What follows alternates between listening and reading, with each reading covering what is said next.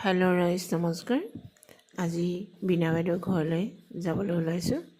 বাইদেউৰ ঘৰত অখণ্ড ভাগৱত পাঠ কৰিছে। ভাগৱত পাঠলৈ নিমন্ত্ৰণ কৰাৰ বাবে শৰাই এখনো বছৰটোৰ বাবে ঘৰখনৰ বাবে দিওঁগৈ বুলি ওলালোঁ।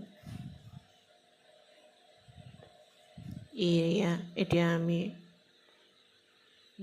ভাগৱত পাঠ য'ত হৈছে তাত আহি পাইছোঁহি। বীণা বাইদেউৰ ঘৰ আহি পাইছোঁহি।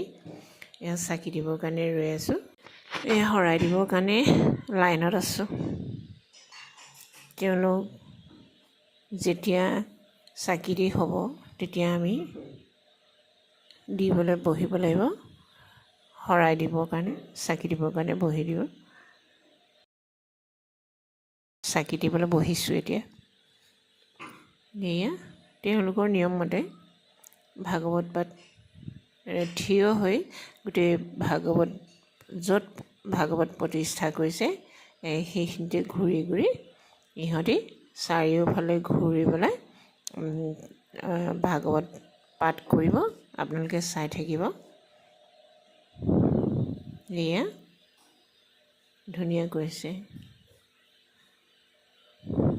আমি চাকি দিবলৈ বহিলোঁ। এয়া